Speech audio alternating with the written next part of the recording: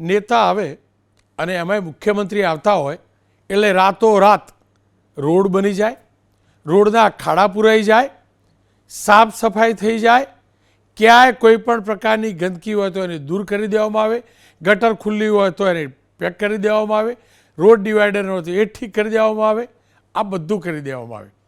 આટલું તો ઠીક, પણ અધિકારીઓ એ પણ ધ્યાન રાખે કે પોતાના વિભાગના મંત્રી કે પછી મુખ્યમંત્રીને કોઈ વ્યક્તિ આડોઅવળો સવાલ ન પૂછી જાય.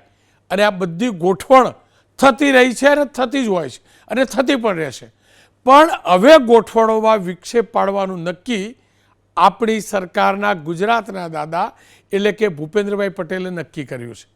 ભૂપેન્દ્રભાઈએ નક્કી કર્યું છે કે ભાઈ નેતા આવે એટલે જ નહીં, નેતા ના હોય ને તો પણ બધું વ્યવસ્થિત હોવું જોઈએ. અને નેતા સુધી સામાન્ય નાગરિક જે સંદેશ કે ફરિયાદ પહોંચાડે તે ફિક્સિંગવાળી ન હોવી જોઈએ.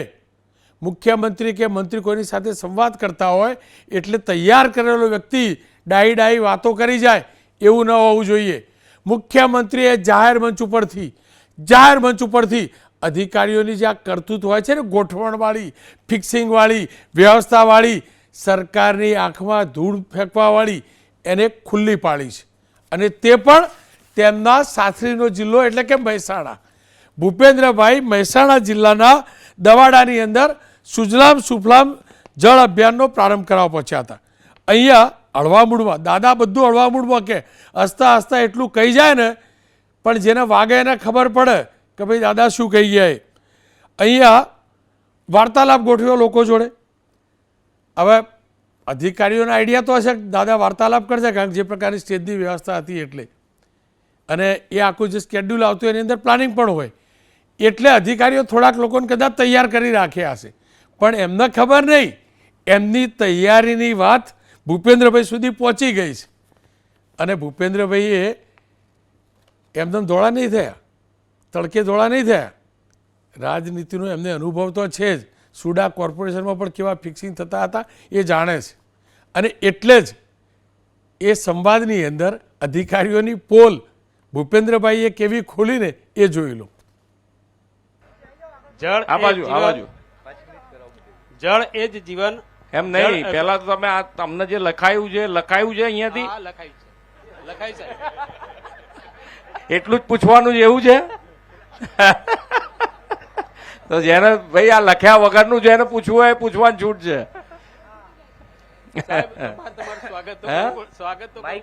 હા, સ્વાગત કરવાનું ને કરવાનું. આજના સુજલામ સુફલામ જળ અભિયાન.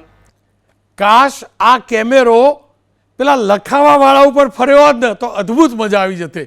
મલ્ટીકેમ સેટઅપ હતું એટલે જે અધિકારી આ વ્યવસ્થામાં જોડાયા હતા ને એની ઉપર ફર્યો હોત ને તો મજા પડી જતી કે આ ફિક્સિંગ કોણ કરે છે અને મુખ્યમંત્રી આગળ ગણતરીની વાતો મોકલવાનો પ્રયાસ કોણ કરે છે.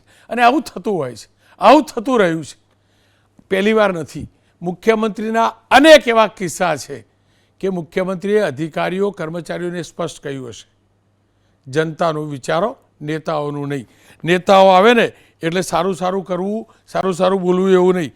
20 માર્ચે જળ સંપત્તિ વિભાગના વર્ક આસિસ્ટન્ટની નિમણૂક પત્રની અંદર ભૂપેન્દ્રભાઈએ સ્પષ્ટ કહ્યું કે ભાઈ નિમણૂક પત્ર લઈને તમે કર્મચારી તો થાવ છો, પણ પછી નાગરિકોને ધક્કા ના ખવડાવતા. જોઈ લો એ પણ સંવાદ. એક વસ્તુ છે કે ભાઈ આપણે કામ કરવા બેઠા છે. સરકારમાં લોકોને કેમ આપણા માટે નાની મોટી ધૂણા ઊભી કેમ થાય છે આપણા માટે? તો કે આપણે હંમેશા નિયમ બતાવવા રહીએ કાં તો ધક્કો ખવડાવવાનો પ્રયત્ન કરીએ, એના માટે થઈને એ લોકોને આપણા માટે પેલું આપણે બેઠા છીએ, સવારથી આવી ગયા છે, ટાઈમસર આવી ગયા છે. તો સામેનો વ્યક્તિ જે આ ઓફિસનું કામ 2 દિવસ કે બે કલાક મોડું વહેલું થાય કે તમારા ઉપર ફાઇલ મોકલવાની છે એ તો 1 કલાક મોડી થાય, પણ જે વ્યક્તિ આવ્યો છે એની વાત સાંભળીને એનું કામ જો ત્યાં પૂરું કરી દો તો કેટલો આનંદ થાય પેલાને. તમને કોઈએ ધક્કો ખવડાયો હોય તો તમને ડબલ ગુસ્સો આવે. કેમ? કારણ કે તમે તો ગવર્મેન્ટમાં છો. હું ગવર્મેન્ટમાં છું તોય મારું સાંભળતો નથી. મેં શરૂઆતમાં જ કહેલું ને કે નેતા આવે એટલે સ્વચ્છતા થઈ જાય. માર્ચ મહિનામાં જ ભૂપેન્દ્રભાઈ રાજકોટ ગયેલા એક બ્રિજનું ઉદ્ઘાટન કરવા, અને ત્યાં જબરજસ્ત જબરજસ્ત સાફ સફાઈ હતી, પણ દાદા જાણે છે કે આ સાફ સફાઈ દાદા કે બીજા નેતા જાય એટલે જ થાય છે, અને એટલે જ દાદાએ ચોખ્ખું કહ્યું કે ભાઈ અમે આવી એટલા પૂરતી સાફ સફાઈ ના હોવી જોઈએ, સ્વચ્છતા નાગરિકો માટે પણ હોવી જોઈએ. સાંભળી લો એ પણ. આજે તો હું અહીંયા આવતા જોતો હતો તો રંગીલું રાજકોટ હવે બનશે સ્વચ્છતાનું પાટનગર બનવાનું છે. એટલે પછી નેતા આવે ત્યારે સાફ સફાઈ થાય એવું ના કરતા, રેગ્યુલર સફાઈ થાય એવું કરજો. રોજે રોજ સ્વચ્છતા, પણ એમાં આપણે બધાનો પણ એમાં સાથ અને સહકાર મળવો એટલો જ જરૂરી છે. સરકાર તો કરવાની જ છે, પણ આપણો સાથ અને સહકાર એમાં જરૂરી બનતો હોય છે. હવે અધિકારીઓ સમજી ગયા હશે કે ભૂપેન્દ્રભાઈ જમીનના માણસ છે અને જમીનમાંથી જ નેતા બન્યા છે, એટલે મહેરબાની કરીને આંખમાં ધૂળ છાંટવાનું બંધ કરો. બધાને બધી ખબર પડે, બધાને ખબર પડે. ભૂપેન્દ્રભાઈ તો અમદાવાદના એક એક રોડમાં ફરેલા, એટલે દાદા આવવાને એટલે બધું સાફ સફાઈ થઈ જાય, મંત્રી આવવાને એટલે સાફ સફાઈ થઈ જાય. આ બધા ચાળા બંધ કરો. મેહોણી ભાષામાં કહીએ તો દોડા પણ બંધ કરો. દરરોજ માટે બધું હોવું જોઈએ. દાદા મુખ્યમંત્રી હોવા છતાં પણ જો આવું કહી શકતા હોય તો તમારે તમામ અધિકારીઓ કર્મચારીઓ સમજવું પડશે. દેખાડો બંધ કરી સાચા અર્થમાં કામ કરવું જરૂરી છે. એટલે ચર્ચા કરવા ડૉક્ટર યજ્ઞેશભાઈ જોડાયા છે, મુખ્ય મીડિયા કન્વીનર છે. MS ગોયલ સાહેબ જોડાયા છે, નિવૃત્ત એડિશનલ કલેક્ટર છે. ચિંતન આચાર્ય જોડાયા છે, વરિષ્ઠ પત્રકાર છે. યજ્ઞેશભાઈ, તમે તો બહુ ઇવેન્ટો જોઈ સરકારની, પક્ષ સાથે જોડાયેલી પણ જોઈ. આ ખરેખર આવી ગોઠવણવાળી વ્યવસ્થા કેવી રીતે ચાલુ થઈ અને કયા હદ સુધી ગોઠવણ થાય? રોનકભાઈ, પહેલાં તો હું એ કહું કે મુખ્યમંત્રી શ્રી એ ગુજરાતના વરિષ્ઠ છે અને ગુજરાતના સર્વોચ્ચ વડા કહી શકાય ચૂંટાયેલા. તો એનો એક પ્રોટોકોલ હોય છે અને એમના પ્રોટોકોલની અંદર અમુક ઘણા બધા નિયમો હોય છે. અને આ પ્રોટોકોલમાં એક ભાગ એવો પણ છે કે જ્યારે કોઈ સવાલ એમને પૂછે કે આપણે એ જ્યાં જવાના હોય ને ત્યાં પણ તમે જોજો કે પહેલેથી આવીને અધિકારીઓ એ જગ્યા ચેક કરી જતા હોય છે, જ્યાં બેસવાના હોય જગ્યા ચેક કરી જતા હોય છે, જે પાણી પીવાના હોય છે તે જે ફૂડ લેવાનો હોય છે એ ફૂડ ખાતાવાળા ફૂડ પર, કારણ કે મેં પણ ઘણી ઇવેન્ટો કરી છે જ્યાં મુખ્યમંત્રીશ્રીને આમંત્રણ આપેલું હોય છે અને પાર્ટીની પણ અમારી ઇવેન્ટો હોય છે જ્યાં પણ મુખ્યમંત્રીશ્રીને આમંત્રણ. એટલે આ એક પ્રોટોકોલની પદ્ધતિ છે. એટલે જે સવાલો પૂછવાના હોય એ સવાલોને અગાઉથી નક્કી કરી લેવા. એનું પાછળનું કારણ સવાલો પ્રજાના જ હોય છે. ના, આ તો દાદાએ કીધું ચિઠ્ઠી આપેલી છે. હું એ જ કહું છું, એની વાત ઉપર જ આવું છું કે સવાલો પ્રજાના હોય છે, પણ અધિકારીઓ એ સવાલો એટલા માટે ચેક કરતા હોય છે ને 3 કારણ. દાદાએ તો કહ્યું ચિઠ્ઠી તમને આપવામાં આવેલી.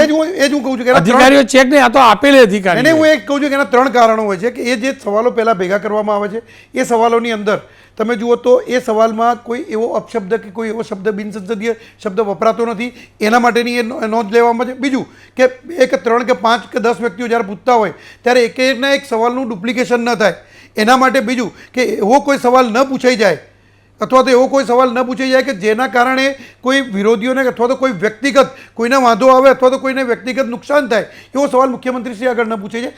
આવા ઘણા બધા નિયમો હોય છે. એ નિયમોને ધ્યાન રાખીને આ સવાલો નક્કી કરાવતા. બીજું કે એના કરતાં આગળ આપણે જોવા જઈએ તો ગુજરાત રાજ્યના મુખ્યમંત્રીશ્રીની સાદઈ અને એમની નિખાલસતા, કે જ્યારે આવી બધી બાબતો થતી હોય છે ત્યારે પોતે નિખાલસતાથી પોતે કહેતા હોય છે, અધિકારીઓને પણ ટકોર કરતા હોય છે. એક એમની સ્ટાઇલ છે, એમની પદ્ધતિ છે કે અધિકારીઓને ઇવન જે હમણાં તો આપણા માધ્યમથી મેં જોયું કે જે નવા જેને જે આપતા હતા નિમણૂક પત્રો એમને પણ એમણે ટકોર કરી કે તમે કોઈને ધક્કા ન ખવડાવતા, આપણને કોઈ ધક્કા ખવડાવતા આપણને કેવું થાય છે. આ એમની સરળતા અને સાદઈ છે અને એના જ કારણે આજે એ ગુજરાત રાજ્યના મુખ્યમંત્રી એવી રીતે કહેવાય છે કે એ સાદા અને સરળ સ્વભાવના છે, સાથે સાથે મૃદુ છે. એટલે એ આ એમનું જે વિશેષણો લાગ્યા છે એ એમને એમ નથી લાગ્યા, એમના સ્વભાવના આધારે. તો હું એપ્રિશિએટ જ કરું છું, એમાં કોઈ ડાઉટ નહીં. પણ હું આખું ગુજરાત એપ્રિશિએટ. એટલે મેં જ કીધું કે જે વિપક્ષના લોકો પણ એપ્રિશિએટ નહીં, સવાલોની મારો તો સવાલ એ છે કે દાદાએ જ ખોલી દીધી ને પોલા અધિકારીઓ ના બચાવવા. સવાલોની જે પદ્ધતિ છે એ સવાલોની પદ્ધતિ એ જ્યારે વિઝિટ કરવાના હોય ત્યારે માત્ર સવાલો માટે નહીં, જગ્યા માટે, પાણી પીવાનું તો પાણી માટે, એક એમના જમવાનું હોય તો જમવા માટે, અને એ ક્યાં બેસવાના છે એનાથી પબ્લિક કેટલી દૂર રહેશે, આ દરેક વસ્તુ એક પ્રોટોકોલ છે. વાત નથી કરતો. જે ગોઠવણ હોય ખાલી દેખાડો કરવાનો પ્રયાસ દેખાડ- હોય. એના દાદા ખુલ્લો પાડ્યો, સારું કર્યું. એટલે હું તમને આવું આવું કેમ નહીં, ગોઠવણો મુખ્યમંત્રીશ્રીએ જે ટકોર કરી છે, મુખ્યમંત્રીશ્રીની ટકોર યોગ્ય છે કે આવું ન હોવું જોઈએ. પરંતુ મેં કહ્યું કે આ કારણો આટલા પણ હોઈ શકે છે સાથે સાથે, કે આ કારણો હોઈ શકે છે કે જે સવાલોનું ડુપ્લિકેશન ના થાય, સવાલોમાં એવું કોઈ પૂછાઈ ના જાય કે જેના કારણે કોઈને વ્યક્તિગત તકલીફ પડે, અથવા તો સવાલોની અંદર એવો કોઈ શબ્દ ના આવી જાય કે જેથી જાહેરની અંદર મુખ્યમંત્રીશ્રીને પૂછવામાં જે થાય તો એના પ્રોટોકોલનો ભંગ થાય, એવો શબ્દ પણ ના આવી જાય. એટલે આના કારણે અગાઉથી ચેકિંગ થતા હોય છે, પરંતુ નક્કી કરેલા સવાલો ન હોવા જોઈએ. એ મુખ્યમંત્રીશ્રીએ જે ટકોર કરી છે એ યોગ્ય ટકોર છે, અને એમની પોતાની જે સરળ શૈલી છે એ સરળ શૈલીમાં, લોકભોગ્ય શૈલીમાં એમણે ટકોર કરી છે. જી, ચિંતન આપે તો અનેક ઇવેન્ટ કવર કરી છે, અનેક સંવાદ પણ કવર કર્યા છે, અને હું ફરીથી કહું છું, મુખ્યમંત્રીએ પરફેક્ટ પકડ્યા. યજ્ઞેશભાઈ ખુલ્લી ના બોલ્યા, પણ હકીકત એ છે કે જે ગોઠવણ.com કે આડોવડો સવાલ જતો ના રહે, અમે ફાઇલ દબાવી હોય ખુલ્લી ના પડી જાય, એક્ઝેક્ટ એવી વ્યવસ્થા કરી અને ગણેલા જ સવાલો આપવામાં આવે, ચેક કરેલા નહીં. દાદાએ જે કીધું ને એ તો તમને સવાલ લખીને આપેલો છે ને એવું પૂછ્યું. આ અધિકારીઓ આવા પાપ શું કરવા કરે છે અને કેટલા પ્રમાણમાં કરતા હોય છે? જો તમે જુઓ, ભૂપેન્દ્રભાઈની શૈલી જે છે એ આડંબર રહિત છે. એમને ક્યાંય કોઈ પણ જગ્યાએ તે બોલે આ પ્રકારના, તમે એમના જે સ્પીચ જોઈ સાંભળી તો એમાં પણ તમને લાગે કે એ એક્સટેમ્પોર, એટલે કે કોઈ પણ પૂર્વ તૈયારી કરીને ગોખેલું ભાષણ નથી બોલતા. એ ત્યાં આગળ એમને જે મનમાં આવ્યું એ જ એમણે ત્યાં કહ્યું. અને એની સાથે તમને કહું કે એમને ખ્યાલ આવી ગયો કે આ ભાઈ ચિઠ્ઠી વાંચી રહ્યા છે, એટલે કે કોઈ અધિકારીએ આ ભાઈને ચિઠ્ઠી પકડાવી છે ને પછી એ વાંચી રહ્યા છે. પણ છતાં એમની પ્રતિક્રિયા જુઓ, એમણે ક્યાંય કોઈના ઉપર ગુસ્સો કર્યો હોય કે કોઈ અધિકારીને વધારે ખરાબ એનું જાહેરમાં દેખાય એ પ્રકારનું વર્તન પણ નથી. પણ હું તમને એવું કહું છું કે સરકારી સિસ્ટમની જો આ વાત કરીએ, એની પ્રણાલીની જો વાત કરીએ, તો ભૂપેન્દ્રભાઈથી અગાઉ કોઈ શાસકો હશે એના દબાણમાં રહ્યા હોય આ અધિકારીઓ, કારણ કે કોઈને ન પસંદ આવ્યું હોય કે ત્યાં આગળ ગયા હોય એ જે તે નેતા, અને ત્યાં આગળ કોઈની વર્તણૂક એવી હોય કે ક્યાંક કોઈક પ્રોટોકોલમાં કે કોઈ સુવિધામાં કે કોઈક વ્યવસ્થામાં સહેજ નાની સરખી ખામી રહી ગઈ હોય, ગ્લાસ આખો ભરવાનો હતો એના બદલે અડધો ભર્યો હોય, અથવા તો એમને જે ભાવતી વસ્તુ છે એના બદલે કોઈ નહીં ભાવતી વસ્તુ મુકાઈ ગઈ હોય, અને પછી એ અધિકારી ઉપર અથવા તો જવાબદાર કર્મચારી ઉપર જે પછી પસ્તાળ પડતી હોય, એ પ્રકારના અનુભવો ભૂતકાળમાં કદાચ કોઈને થયા હોય અધિકારીઓને, એટલે આ પ્રથા પડી ગઈ. એટલે હવે ભૂપેન્દ્રભાઈ આ વસ્તુને એક્સપોઝ કરી રહ્યા છે. પણ છતાં હજુ હું તમને કહું છું, જે ભૂપેન્દ્રભાઈનું તમે હમણાં જણાવ્યું કે જળસંપત્તિ જે વિભાગ હતો એના કાર્યક્રમમાં નિમણૂક પત્ર આપવાના હતા, ત્યારે એમણે શું કહ્યું હતું? એક બીજી પણ વસ્તુ છે જે આમાં નથી સંભળાઈ. એમાં એમણે એવું કહ્યું હતું કે ગુજરાત સરકારમાં જેટલી પણ જગ્યાઓ ખાલી છે એની દર વખતે બહુ બૂમો પડે છે કે ભરતી નથી થતી. હું એવું કહેવા માગું છું કે બધી જગ્યાઓ ભરી દો. આ બધી જગ્યાઓ ભરી દીધા પછી કર્મચારીઓ ક્યાંય પોતે એમાંથી છટકબારી શોધી નહીં શકે, કારણ કે પછી તમારી પાસે જગ્યા છે અને ભરાઈ ગઈ છે એટલે તમારી પાસે પૂરતો સ્ટાફ છે, ને પછી છતાં પણ કામમાં ખામી રહે છે, એ નહીં ચાલે. કારણ કે આપણા બધાની જવાબદારી છે. અત્યાર સુધી આપણે આવું કહેતા હતા, તમે જુઓ કે કેટલું નિખાલસતાથી એ કહે છે કે અત્યાર સુધી આપણે આવું બહાનું બતાવી દેતા હતા કે આપણી પાસે જગ્યા ખૂબ છે, સ્ટાફ નથી, કર્મચારીઓ નથી, એટલે કામના ભારણને કારણે અમુક ડિલિવર નથી કરી શકાતું, પણ પછી નહીં કરી શકો આ વસ્તુ. એટલે આ ખૂબ સરસ રીતે તેઓ રજૂ કરી દે છે આવા મુદ્દાઓને જાહેરમાં. કદાચ ક્યાંક તંત્રની, એમની ખરેખર તો મુખ્યમંત્રી તરીકે એમની જ પોતાની જ આ સરકાર છે, અને એમાં રહેલી કેટલીક કચાશો છે એને તેઓ એક્સપોઝ કરી રહ્યા છે. હજુ બીજું રોનક હું તમને કહું છું કે નરેન્દ્ર મોદીના સમયથી સ્વાગત ઓનલાઈન નામની એક વ્યવસ્થા અહીંયા મુખ્યમંત્રી કાર્યાલયમાં ગોઠવાય છે કે જેમાં નાગરિક કોઈ પણ ફરિયાદ હોય એ લઈને જાય, મુખ્યમંત્રી એને સાંભળે અને મુખ્યમંત્રી એનું નિરાકરણ લાવે. કોઈ અધિકારી જવાબદાર જે હોય એ નાગરિકની ફરિયાદ છે એનું સોલ્યુશન ના લાવતો હોય તો એને ઠપકા સાથે અને એને સમય મર્યાદા આપવામાં આવે કે આ સમય મર્યાદામાં તમારે આ કામ પૂર્ણ કરવાનું છે. એ અત્યારે પણ ભૂપેન્દ્રભાઈ કરી રહ્યા છે ને એમાં અધિકારીને ઠપકો પણ મળે છે. પણ એનાથી આગળ વિશેષ હું તમને કહું કે તેઓ એક હવે ફોન કોલવાળી એક સુવિધા લઈને આવી રહ્યા છે, જેમાં આ રાજ્યના નાગરિકો ફોન કોલથી, વોટ્સએપથી કે ઈમેલથી એમને સતાવતી કોઈ પણ ફરિયાદ હશે એ મુખ્યમંત્રીને કરી શકશે. આમાં તો સ્વાગત ઓનલાઈનમાં તો એવું હતું કે અરજી કરવી પડે અને પછી આગળ જતા એ થાય, પણ આ તો ત્વરિત પછી એની ફીડબેક સિસ્ટમ પણ હશે. એટલે નાગરિકે જે ફરિયાદ કરી એ ઉકેલાઈ કે નહીં ઉકેલાઈ, તો કેટલા સમયગાળામાં, એનાથી આ જે તે નાગરિક ફરિયાદી છે એને સંતુષ્ટ એ પોતે છે કે નહીં, આ બધી પ્રકારની ફીડબેક સિસ્ટમ પણ એની સાથે સાથે ગોઠવાઈ રહી છે. અને આ વખતના બજેટમાં 2025-26નું જે બજેટ છે એમાં એમણે પ્રારંભિક જે નાણાકીય ફાળવણી કરવાની આવે એ પણ કરી દીધી છે. એટલે હવે ટૂંક સમયમાં આ વ્યવસ્થા પણ ગોઠવાશે એવી આપણે અપેક્ષા રાખી શકીએ. પણ રોનક, હું હજુ પણ એક બાબતને ખેદપૂર્વક કહું છું કે એક જે ગુજરાત વિધાનસભામાં બહુ ગંદી ભાજપ તરફથી એક જે પ્રણાલી પડી ગઈ છે કે ધારાસભ્યો જે એમના વિસ્તારમાંથી તમે જુઓ કે ચૂંટાઈને આવ્યા છે, એમની પાસેથી ઘણી અપેક્ષા હોય કે એમના વિસ્તારના પ્રશ્નો ઉઠાવે. આ તો એક સામાન્ય માણસ હતો જે એને કંઈક વાત કરવાની હતી. ધારાસભ્યને તો મતો આપવામાં એટલા માટે આવ્યા છે કે એમના વિસ્તારના પ્રશ્નો ઉઠાવે. આ ધારાસભ્યો શબ્દશઃ અક્ષરશઃ ચિઠ્ઠીઓ વાંચે છે વિધાનસભા ગૃહમાં મંત્રીને પ્રશ્ન કરવા માટે. એમની પાસે એટલી હિંમત તો જવા દો, પણ એમની પાસે એટલું જમીર પણ નથી એવું કે તેઓ એક પ્રામાણિકતાથી પ્રશ્નો કરે ગૃહમાં કે મારા વિસ્તારમાં આ સમસ્યા છે અને તમે, કારણ કે આમાં તો એમને પાર્ટીના પ્રોટોકોલ્સની નડી જાય છે, કોઈ મંત્રી નારાજ થઈ જશે અથવા તો આ પ્રકારનો પ્રશ્ન પૂછવો એ પાર્ટીમાં ગેરશિસ્ત ગણાશે, ભવિષ્યમાં મંત્રી બનવાની તક જતી રહેશે, આ પ્રકારના ડર છે. એક માત્ર યોગેશ પટેલને મેં જોયા હમણાં કે યોગેશ પટેલ ખૂબ મંત્રીઓને મૂંઝવે અને પજવી નાખે એવા પ્રશ્નો કરે છે, કારણ કે એમને એમના વિસ્તારના અને રાજ્યના નાગરિકોની કંઈક નિસ્બત છે, એમને એ ઘણી વખત વેધક પ્રશ્નો કરે છે અને મંત્રીઓ મૂંઝવણમાં મુકાઈ જાય છે. રોનક, હું તમને કહું કે એમના પ્રશ્નોના જે જવાબ આપતી વખતે મંત્રી ગેગે ફેફે થઈ જાય છે. મંત્રીને એવું કહેવું પડે છે કે હું પછી ભવિષ્યમાં તમને આ બાબતનો જવાબ આપીશ. તો હું માનું છું કે ભૂપેન્દ્રભાઈની જ સરકાર છે. એટલે ભૂપેન્દ્રભાઈ હવે જે આ ચિઠ્ઠી વાંચનારા ભાઈને કહેતા હતા કે તમે ચિઠ્ઠી, હું અપેક્ષા રાખું ભૂપેન્દ્રભાઈ પાસે કે એમના પક્ષના ધારાસભ્યોને પણ એટલી હિંમત અપાવે કે તમારી જે પણ ઈચ્છા હોય, તમારા મનમાં જે ભાવ હોય એ તમે કોઈ પણ શરમ કે ડર કે સંકોચ રાખ્યા વગર ગૃહમાં ઉઠાવો તમારા પ્રશ્નો, કારણ કે આ તમારા નાગરિકોના કલ્યાણની બાબત છે. એ પ્રશ્નો તમે ગૃહમાં ઉઠાવો, એ ઓન રેકોર્ડ જશે ને મારી સરકારના મંત્રીઓ તમારા પ્રશ્નોના જવાબ આપવા બંધાયેલા છે અને એ પ્રશ્નો બદલ તમારા વિરુદ્ધમાં કોઈ પણ પ્રકારના પૂર્વગ્રહ ભવિષ્યમાં સેવવામાં નહીં આવે. તો હું માનું છું ત્યાં સુધી આ એક વધારે સારું સ્ટેપ હશે.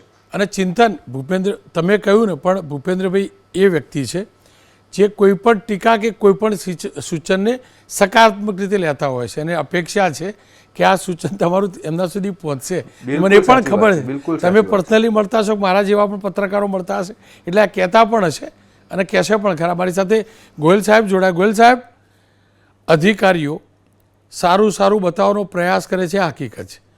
અમે હોસ્ટેલમાં ભણતા એટલે પપ્પા આવવાના પહેલાં રૂમ બૂમ બધું સાફ કરી દેતા, આડાવાળા ધંધા તો બધું ઠેકાણે પાડી દેતા, પોસ્ટરો ઉતારી દેતા, બરાબર.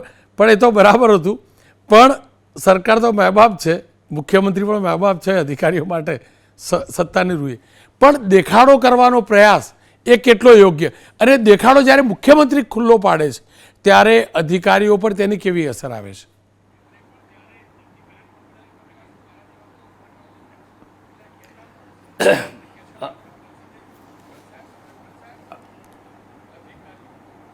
જી સર. કેમ થઈ ગયું? જી સર, અવાજ આવે છે તમારો. હા નમસ્કાર રોનકભાઈ. હા રોનક સાહેબ ભાઈ નમસ્કાર. અને આપણા એબીપી અસ્મિતાના બધા પ્રેક્ષકો અને ચેનલ ઉપર જે આપણા ડિબેટમાં ભાગ લેનારા મહાનુભાવો છે એમને બધાને મારા નમસ્કાર. આપે જે વાત કરી છે ને એ બિલકુલ સનાતન સત્ય છે કે મુખ્યમંત્રી જે રાજ્યનો વડા હોય અથવા તો કોઈ ઉચ્ચ અધિકારી હોય એની સામે જે પ્રશ્નો છે યોગ્ય સ્વરૂપમાં, યોગ્ય રીતે, ટૂંક સમયમાં વ્યવસ્થિત રીતે રજૂ થાય એવી વ્યવસ્થા એ વ્યવસ્થાના ભાગરૂપે છે. અને એમાં ધારો કે જે પ્રશ્ન કે રજૂઆત કરવાવાળો વ્યક્તિ છે વ્યવસ્થિત રજૂઆત ન કરી શકતો હોય તો એને બ્રીફ બી કરવામાં આવતો જ હોય છે. એટલે એમાં કોઈ એવું નથી કે ભાઈ આ બધું જે છે એ અચાનક થયું છે. આ દાદાને અભિનંદન એટલા માટે આપવાના કે માનનીય મુખ્યમંત્રી સાહેબે એમ કીધું કે ભાઈ તમે કોઈ પણ વ્યક્તિ પોતાના પ્રશ્નો રજૂ કરી શકે. આના 2 મેસેજ, એમ રાજકોટની ઘટના આપે કહી એમ એના 2 મેસેજ ગયા છે. અધિકારીઓને ચેતવ્યા છે કે ભાઈ તમે આ લીપાપોતી કરીને અથવા તો તમે એમ કે એક કાર્યક્રમને સુવ્યવસ્થિત કરવા માટેના આયોજનથી નહીં પણ જનતાને હંમેશાના માટે કાયમ આવી સુવિધાઓ મળી રહે અને જનતાને વ્યવસ્થિત રીતે એના પ્રશ્નોનો નિકાલ થાય એ દિશામાં એમણે સ્પષ્ટ મેસેજ આપ્યો છે ને એટલે અભિનંદન પાત્ર છે. કે એમાં મીડિયા અથવા તો વિપક્ષવાળા એની ટીકા બી કરી શકે આ બાબતની, છતાં એમણે એની કોઈ ટેન્શન લીધું નથી, એની કોઈ કેર કર્યા વગર કર્યું છે એટલે અભિનંદન પાત્ર બી છે. અને બીજું કે સમયસર ટૂંકમાં વસ્તુ રજૂ થઈ શકે એટલા માટે આ બધા પ્રશ્નો કોઈ બી જગ્યાએ કોઈ પણ કાર્યક્રમ હોય તો કાર્યક્રમનું આયોજન થાય, એના મિનિટ ટુ મિનિટ કાર્યક્રમો બને અને મિનિટ ટુ મિનિટ કાર્યક્રમમાં સમય મર્યાદા હોય અને પ્રશ્નો છે પ્રશ્નો સાચા રૂપમાં યોગ્ય રીતે રજૂ થાય ને યોગ્ય રીતે પ્રશ્નો નિકાલ આવે એના ઉપર ધ્યાન આપવામાં આવતું જ હોય છે. આમાં કોઈ નવી વાત છે નહીં. બધા પ્રશ્નોની સ્ક્રુટિની થાય, પ્રશ્ન કરનાર છે એની જોડે ચર્ચા બી થાય, એના પ્રશ્ન માટેનું એ બી થાય ને સીએમ સાહેબને બ્રીફ બી કરવામાં આવે. જી, એવું નહીં કે બી પહેલાં દાખલા તરીકે તમે સ્વાગતની હમણાં વાત થઈ તો સ્વાગતમાં પ્રશ્નો અઠવાડિયા પહેલાં આવી ગયા હોય, અચાનક જઈ માણસ ચડી જાય એવું નહીં, પછી એ વિભાગ જોડેથી એનો મંગાવવામાં આવે જવાબ કે ભાઈ આ પ્રશ્ન છે તો કેમ આમ બાકી છે, તો એનો જવાબ મળે એને થાય. પણ એના લીધે ખૂબ લોકોનું થાય છે. પણ મારી તો એક જ જનતાને વિનંતી છે કે આ સીએમનો સ્વાગત કાર્યક્રમ હોય કે જિલ્લાનો સ્વાગત કાર્યક્રમ હોય અથવા તો જ્યાં પણ મંત્રીઓ કે બધા આવતા હોય તો જે પ્રશ્નોનો નિકાલ ન થતો હોય એને મોટા પ્રમાણમાં રજૂ કરવા જોઈએ કે જેના લીધે વહીવટમાં સુધારો થાય ને અધિકારીઓ જે છે એ પણ વધારે જાગૃત થાય અને વધારે સરળતાથી વધારે સુદૃઢ રીતે પ્રજાને એના જે લાભો મળવા જોઈએ એ મળે અને કોઈ પ્રશ્નો હોય તો એનું નિરાકરણ થાય અને કર્મચારી અધિકારી પણ એનાથી લીધે અંકુશ આવે કે જનતાને આપણે જેમ સીએમ સાહેબે કીધું કે ભાઈ ધક્કા ન ખાવા તો ધક્કા ન ખાવા પડે અને સરળતાથી એનું કામ થઈ જાય. એટલે રેડ ટેપિઝમ જેને કહેવાય છે એને નાબૂદ કરવા માટેનો આ પ્રયત્ન છે અને આ દિશા જે છે એ બરાબર છે. અને વહીવટ છે, વહીવટની અંદર કેટલી ખામીઓ છે જ, એટલે ખામીઓને સુધારવાના એક પગલાં રૂપ જ કહેવાય ને આપે જે આ ચર્ચા લીધી છે એ પણ બહુ હું અભિનંદન આપું છું આપને આ સબ્જેક્ટ માટે. કારણ કે એના લીધે આખા સમાજમાં બી મેસેજ જશે કે આપણે એકદમ દ્રઢતાપૂર્વક અને નિર્ભયપણે આપણી વાત રજૂ કરી શકીએ. અને બીજો મેસેજ અધિકારીઓમાં એ જશે કે ભાઈ આપણે કોઈ પણ પ્રકારની લીપાપોતી કરવાની નથી. જે કંઈ છે પ્રજાના પ્રશ્નો એ પ્રજા સર્વોપરી છે એમ માની અને એ પ્રશ્નોનો નિકાલ થાય અને યોગ્ય રીતે એનો ઉત્તર મળે એ દિશામાં એમણે કામ કરવું જોઈએ એવો મેસેજ આપ્યો છે. એટલે વહીવટની અંદર સુધારા માટે, રિફોર્મ માટે આ એક બહુ સારું પગલું છે અને સીએમ સાહેબને જે વિચાર આવ્યો છે એ ખરેખર આપણા દ્વારા પણ અભિનંદનને પાત્ર છે. અધિકારીઓ અને કર્મચારીઓ છે એમનામાં કમીઓ છે, હું એવું નહીં કહેતો કે નથી, પણ એ લોકો બી ખૂબ મહેનત કરે છે, એવું બી નથી કે નથી કરતા. પણ જો એફએઝેડ લોકો આવી જાય ને એફએઝેડ પ્રશ્નો કરવા મળે ને ગમે તે થાય તો કાર્યક્રમનું આખું વાતાવરણ બગડી જાય. એ પણ વસ્તુ જોવી પડે. એટલે જેમ મારા પૂર્વ વક્તા કીધું કે પ્રોટોકોલ બી આમાં જોવા પડે. સીએમ સાહેબના લેવલનો છે કે કોઈ બી સભા હોય કે કાર્યક્રમ હોય એમાં જો વ્યવસ્થિત રજૂઆત સભા સરળતાથી ન ચાલે તો પછી અવ્યવસ્થા થઈ જાય. એટલે અવ્યવસ્થાને નિવારવા માટેના ભાગરૂપે બી આ છે, પરંતુ લીપાપોતી ન થવી જોઈએ એ વાત સાથે રોનકભાઈ તમારી સાથે હું 100% સંમત છું. ગોયલ સાહેબ આપનો આભાર. યજ્ઞેશભાઈ આપનો પણ આભાર. ફરીથી કહીશ કે પ્લાનિંગ સાથે જ સંવાદ હોય એમાં કોઈ ડાઉટ નથી અને હોવું જોઈએ, પણ અધિકારીઓએ પ્લાન કરીને જો કોઈ સવાલ આપેલો હોય જેના કારણે એમની ભૂલો છુપાઈ જાય તો એ ખોટું છે. અને દાદાએ એટલે જ ત્યાં આઈનો બતાવ્યો છે. દાદાએ એકવાર નહીં, અલગ અલગ શહેરોની અંદર અલગ અલગ વિભાગના કાર્યક્રમોમાં પોતાની જ સરકાર હોવા છતાંય પણ ખુલ્લા મનથી ચર્ચા કરી છે. જ્યાં કમી છે તે સ્વીકારી છે, જ્યાં જરૂર છે ત્યાં ડાયરેક્ટ કે ઇનડાયરેક્ટ અધિકારીઓને જાહેરમાં સંભળાવ્યું પણ છે. ભૂપેન્દ્રભાઈ મૃદુભાષી છે પણ એમની વાત મક્કમ છે.